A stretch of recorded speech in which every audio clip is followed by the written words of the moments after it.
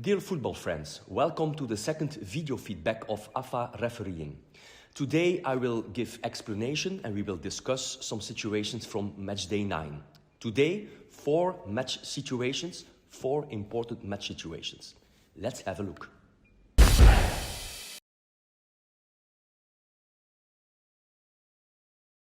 İmişli komandasının 11 nömrəli hücumçusu topa nəzarət edərək rəqib qapısı istiqamətinə doğru tək başına irəliləyir. Cərimə meydançasından kənarda Kəpəz komandasının qapıçısı topa gec müdaxilə edir və rəqibə qarşı qayda pozuntusu edir. Hakim rəqibi aşkar qol vurmaq imkanından məhrum etmə səbəbilə Kəpəz komandasının qapıçısına birbaşa qırmızı vərəqə göstərir. VAR epizodu yoxlayır və hücumun başlanğıc mərhələsində ofsayd olduğunu aşkar edir. Qayda pozuntusundan əvvəl ofsayd baş verdiyi üçün rəqibi aşkar qol vurmaq imkanından məhrum etmə səbəbilə verilmiş qırmızı vərəqə etibarsız sayılır.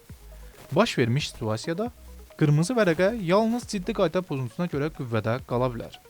VAR bundan sonra Kəpəzin qapıçısının müdaxiləsinin ağırlıq dərəcəsini yoxlayır və qapıçının İmişlinin hücumçusuna qarşı son dərəcə təhlükəli şəkildə müdaxilə etdiyini müəyyən edir. Qapıçı hücumçunun ayağına çox böyük güclə zərbə endirir və bu hərəkət futbolçunun sağlamlığını ciddi şəkildə təhlükəyə atır. Bu müdaxilə ciddi qayda pozuntusu kimi qiymətləndirilir və qırmızı vərəqəyə tam əsas yaradır. VAR protokoluna əsasən, ciddi qayda pozuntusu hallarında hücumun başlanğıc mərhələsində baş verən ofsayd və digər pozuntular nəzərə alınmır. Bu səbəbdən əvvəlki ofsayd qərarı bu vəziyyətdə qüvvədən düşür. VAR hakimi monitora dəvət edir və baş hakimi epizoda yenidən baxış keçirməyə çağırır. Hakim görüntüləri izlədikdən sonra qırmızı vərəqə qərarını bu dəfə ciddi qayda pozuntusu səbəbilə düzgün şəkildə qüvvədə saxlayır. Oyunun bərpası qayda pozuntusunun baş verdiyi nöqtədən İmişli komandasının xeyrinə cərimə zərbəsi ilə başladır. Hakimin yekun qərarı doğrudur və VAR bu vəziyyətdə protokola tam uyğun şəkildə müdaxilə etmişdir.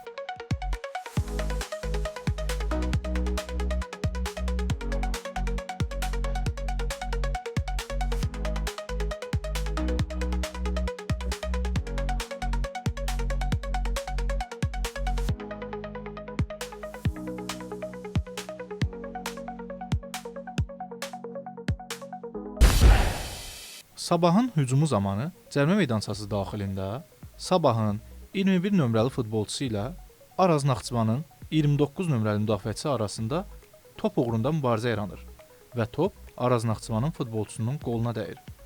Hakim penalti qərarını vermir. VAR görüntüləri nəzərdən keçirir və hakimə epizoda yenidən baxmağı tövsiyə görür. Görüntülərə baxan hakim Araz Naxçıvanın müdafiəçisinin qolu ilə topa toxunduğunu görür.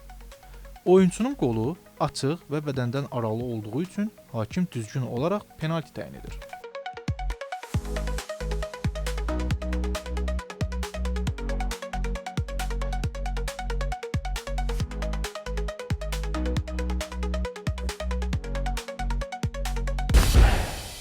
Meydançanın mərkəzinə yaxın hücum zamanı Sabahın 20 nömrəli oyunçusu və Araz Naxçıvanın 14 nömrəli futbolçusu topun arxasınca sürətlə qaçır.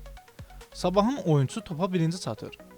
Sabahın hücumçusu topla təmasdan sonra tullanaraq tam bədəni və qolu ilə rəqibə zərbə endirir. Araz Naxçıvanın oyunçusunun bədəninə güclü zərbə vurur. Araz Naxçıvanın oyunçusu yerə yıxılır. Hadisə yerinə yaxın olan hakim qayda pozuntusuna görə oyunu dayandırır və tibbi yardıma icazə verir.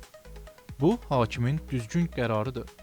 Bu qayda pozuntusundan sonra Araz Naxçıvan cərimə zərbəsindən oyunu bərpa etdikdən sonra hücumun yekununda qol vurur. VAR ümumi qayda pozuntusunu, qol anını nəzərdən keçirir və hakimə qolu təsdiqləyir.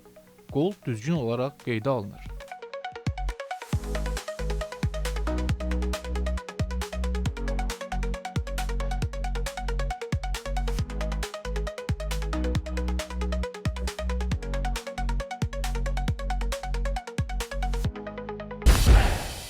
Neftçinin 22 nömrəli hücumçusu cərimə meydançasına daxil olur.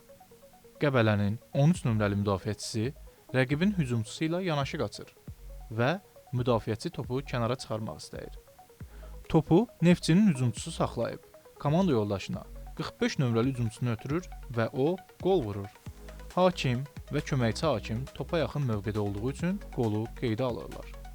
VAR kadrları nəzərdən keçirir və hakimin qərarını təsdiqləyir. Çünki Qəbələnin müdafiəçisinə qarşı heç bir qayda pozuntusu yox idi və top oyunda qalıb. Nəticə düzgün qeydə alınan qoldur.